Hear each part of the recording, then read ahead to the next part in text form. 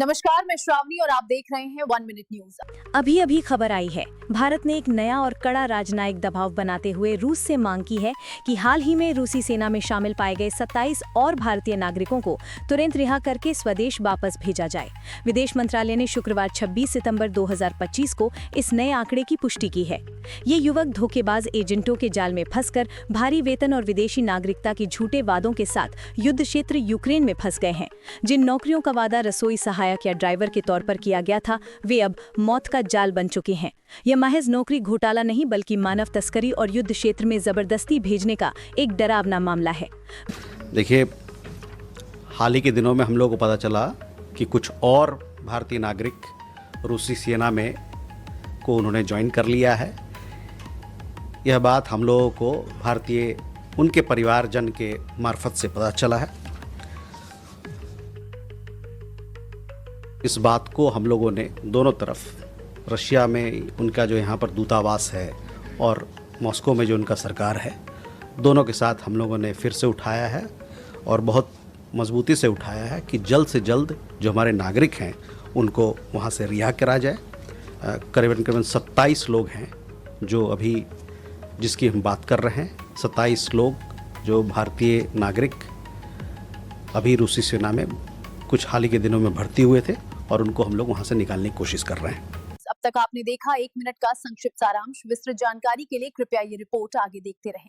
विदेश मंत्रालय द्वारा शुक्रवार 26 सितंबर 2025 को 27 और भारतीय नागरिकों के रूसी सेना में होने की पुष्टि ने एक जानलेवा मानव तस्करी नेटवर्क के लगातार सक्रिय रहने पर गहरे सवाल खड़े कर दिए हैं। कुल मिलाकर 150 से अधिक भारतीयों के शामिल होने, 12 की मौत और 16 के लापता होने के साथ ये रूस यूक्रेन युद्ध के संदर्भ में एक बड़ी मानवीय और राजनयिक चुनौती बन गई है। इस परेशान करने वाली कहानी की पृष्ठभूमि 2023 के अंत और 2024 की शुरुआत से जुड़ी है।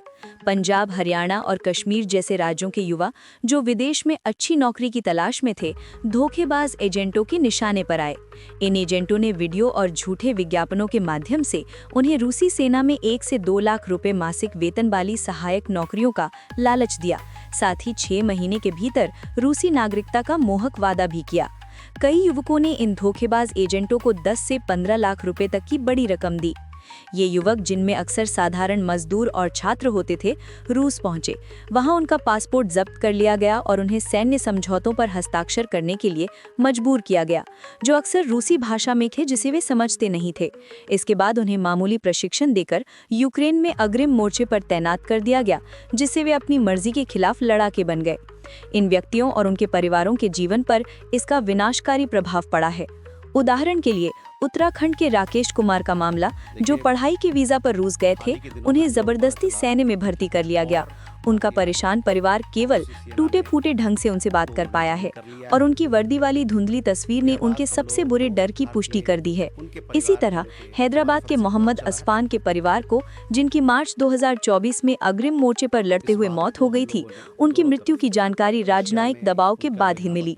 भारत सरकार रूस के साथ अपनी मजबूत रणनीतिक साझेदारी को बनाए रखते हुए भी उनकी रिहाई को सुरक्षित करने के लिए लगातार उच्च स्तरीय कूटनीति में लगी है।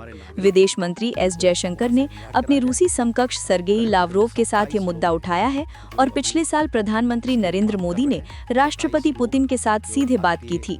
अब तक राजनयिक प्रयासों से 96 भारतीय नागरिकों को छुट्टी मिल चुकी है, लेकिन हाल ही के 27 नए मामलों का लगातार सामने आना ये दर्शाता है कि तस्करी नेटवर्क अभी भी सक्रिय है। आधिकारिक प्रतिक्रिया में केंद्रीय जांच ब्यूरो द्वारा इस साल शुरुआत में एक विशाल मानव तस्करी नेटवर्क को ध्वस्त करना शामिल है, जिसमें कई राज्यों के एजेंटों पर मामला दर्ज किया गया है। फिर भी ये त्रासदी जारी है। मॉस्को में भारतीय दूतावास विदेश मंत्रालय के साथ मिलकर इन पुरुषों का पता लगाने और उन्हें वापस लाने के लिए परिवारों और रूसी सैन्य अधिकारियों के साथ समन्वय कर रहा है।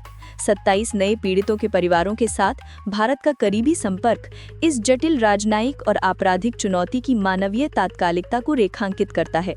इन परिवारों का जीवन एक सुरक्षित वापसी की अनिश्चितता में रुका हुआ है।